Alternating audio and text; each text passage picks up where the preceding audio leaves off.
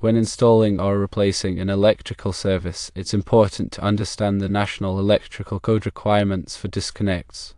There is no specific 10-foot rule in the NEC that automatically requires a disconnect at the meter location simply because the meter is more than 10 feet away from the main panel. However, the NEC does have other requirements that might necessitate a disconnect at the meter or service entrance. It's crucial to consider these factors to ensure a safe and compliant installation. The first condition to consider is the service voltage. According to NEC section 230.70a, if the service voltage exceeds 600 volts, a disconnecting means must be provided to a readily accessible location either outside the building or nearest the point of entrance of the service conductors.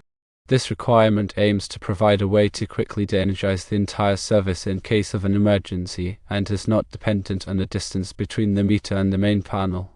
Secondly, the type of location is very important, as hazardous classified locations have specific requirements.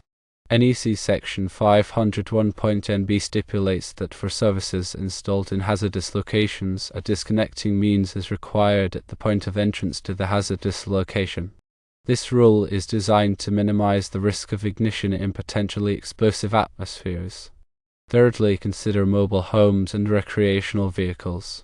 For services installed in mobile homes or recreational vehicles, NEC section 551.41 mandates a disconnecting means at the point of entrance to the unit. This provides a readily accessible way to disconnect the power supply in these specialized installations.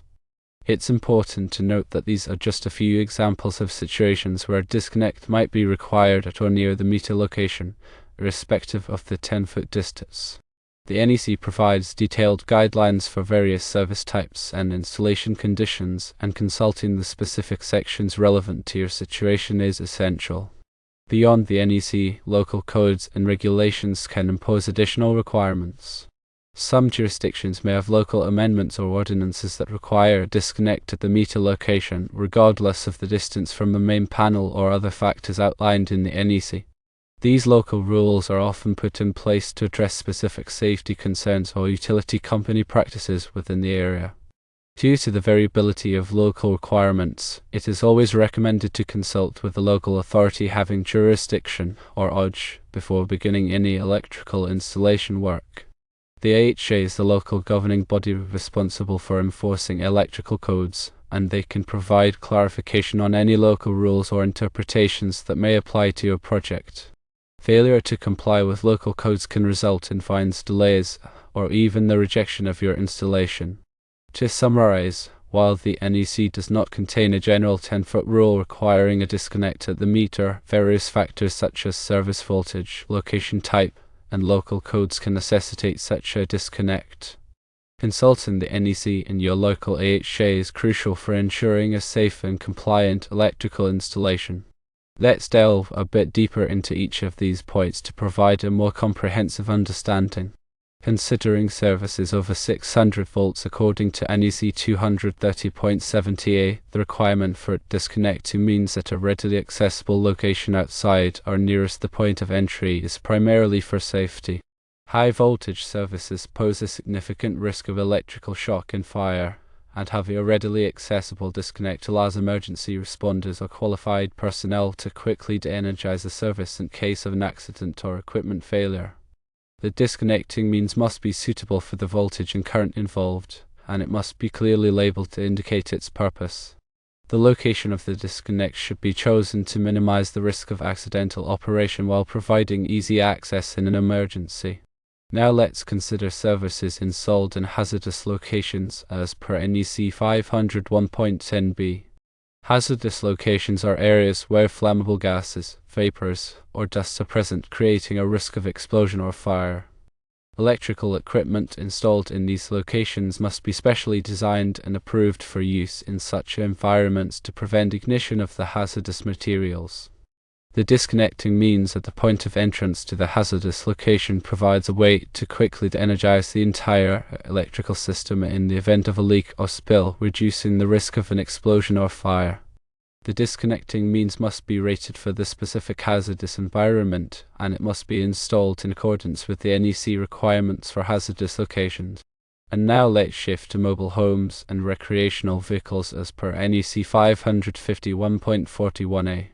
Mobile homes and recreational vehicles are typically supplied with electricity through a cord and plug connection to an external power source. The disconnecting means at the point of entrance to the unit provides a way to quickly disconnect the power supply for maintenance or in case of an emergency.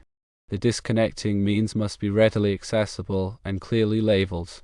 In addition to these specific NEC requirements, it's important to consider general electrical safety principles when designing and installing an electrical service. Overcurrent protection devices, such as circuit breakers or fuses, should be provided to protect the service conductors from overload and short-circuit conditions. Grounding and bonding should be properly implemented to minimize the risk of electrical shock.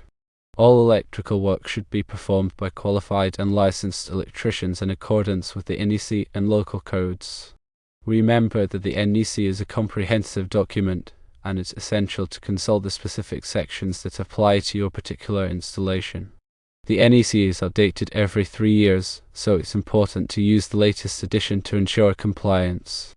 In addition to the NEC, local codes and regulations may impose additional requirements. These local rules can vary significantly from one jurisdiction to another, so it's crucial to consult with the local AHA before beginning any electrical work. The AHA can provide clarification on any local rules or interpretations that may apply to your project. Consulting with the local AHA is especially important when dealing with unusual or complex installations. The AHA can provide guidance on how to comply with the NEC and local codes in these situations. Obtaining the AHA approval before starting work can help avoid costly rework and delays. In conclusion, while there is no specific 10-foot rule in the NEC requiring a disconnect at the meter, various factors can necessitate such a disconnect. These factors include service voltage, location type, local codes, and general electrical safety principles. Consulting the NEC and the local AHA is essential for ensuring a safe and compliant electrical installation. The absence of a specific 10-foot rule does not negate the importance of considering other factors that may necessitate a disconnect. These factors, as previously mentioned, include the voltage of the service, the type of location where the service is installed, and any local codes or regulations that may apply. For example, if the service voltage exceeds 600 volts, the NEC requires a disconnecting means to be provided to a readily accessible location either outside the building or nearest the point of entrance of the service conductors. This requirement is intended to provide a means of quickly de-energizing the service in the event of an emergency. Similarly, if the service is installed in a hazardous location, such as a gasoline dispensing station or a chemical plant, the NEC requires a disconnecting means to be provided to the point of entrance to the hazardous location. This requirement is intended to prevent the ignition of flammable vapors or gases in the event of an electrical fault. In addition to these NEC requirements, local codes or regulations may also require a disconnect at the meter, regardless of the distance from the main panel. These local requirements are often based on local utility company practices or specific safety concerns within the jurisdiction. Because of the potential for varying requirements, it is always best to consult with the local AHA before beginning any electrical installation work. The AHA can provide guidance on the specific requirements that apply to your project and help ensure that your installation is safe and compliant. To further illustrate the importance of consulting with the local AHA, consider the following scenario. A homeowner is planning to install a new electrical service for their home. The meter will be located on the outside of the house, about 15 feet away from the main panel, which will be located inside the house. The homeowner has heard that there is a 10-foot rule in the NEC that requires a disconnect at the meter if the meter is more than 10 feet away from the main panel. However, after reviewing the NEC, the homeowner is unable to find any such rule. Confused, the homeowner decides to contact the local AHA for clarification. The AHA informs the homeowner that there is no 10-foot rule in the NEC, but that the local utility company requires a disconnect at the meter for all new residential services, regardless of the distance from the main panel. The AHJ explains that this requirement is based on the utility company's desire to have a readily accessible means of disconnecting the service in the event of a power outage or other emergency. Without consulting with the local AHJ, the homeowner might have proceeded with the installation without a disconnect at the meter, which would have resulted in a violation of the local utility company's requirements. This could have resulted in delays, fines, or even the rejection of the installation. Therefore, it is always best to consult with the local AHJ before beginning any electrical installation work. The AHJ can provide guidance on the specific requirements that apply to your project and help ensure that your installation is safe and compliant. In addition to consulting with the local AHJ, it is also important to have a thorough understanding of the NEC. The NEC is a comprehensive document that provides detailed requirements for electrical installations. It is updated every 3 years, so it is important to use the latest edition. The NEC is divided into several chapters, each covering a different aspect of electrical installations.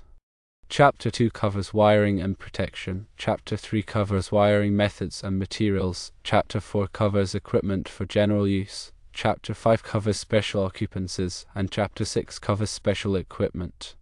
When planning an electrical installation, it is important to consult the relevant chapters of the NEC to ensure that the installation complies with all applicable requirements. For example, when installing a new electrical service, it is important to consult Chapter 2 of the NEC to ensure that the service is properly sized, protected, and grounded. It is also important to consult Chapter 3 of the NEC to ensure that the wiring methods and materials used are appropriate for the application. And it is important to consult Chapter 4 of the NEC to ensure that the equipment used is listed and labeled for the application. By following the requirements of the NEC, you can help ensure that your electrical installation is safe, reliable, and compliant. In conclusion, while there is no specific 10-foot rule in the NEC that requires a disconnect at the meter if the meter is more than 10 feet away from the main panel, there are other requirements that may necessitate a disconnect at the meter location. These requirements include the voltage of the service, the type of location where the service is installed, and any local codes or regulations that may apply. It is always best to consult with the local AHJ before beginning any electrical installation work to ensure that your installation is safe, reliable, and compliant. Firstly, always prioritize safety when dealing with electrical installations. Electricity is dangerous, and improper installations can lead to serious injury or death. Secondly, understand the NEC requirements. The NEC is the foundation for safe electrical practices. Familiarize yourself with the relevant sections for your specific project. Thirdly, check local codes and regulations. Local jurisdictions may have additional requirements beyond the NEC. The AHJ is your go-to resource for local compliance. Fourthly, consult the AHJ. Don't hesitate to contact the local AHJ for clarification or guidance. Their expertise can prevent costly mistakes. Fifthly, use qualified professionals. For complex installations, consider hiring a licensed electrician. Their experience ensures a safe and compliant outcome. Sixthly, document everything. Keep detailed records of your installation, including permits, inspections, and materials used. This documentation can be helpful for future maintenance or modifications. Seventhly, stay updated. The NEC is updated every 3 years. Stay current with the latest revisions to maintain compliance. Eighthly, be thorough. Don't cut corners or take shortcuts during the installation process. A meticulous approach ensures safety and reliability. Ninthly, test your work. After completing the installation, thoroughly test all components to verify proper operation. And tenthly, maintain your installation. Regularly inspect and maintain your electrical system to prevent potential problems.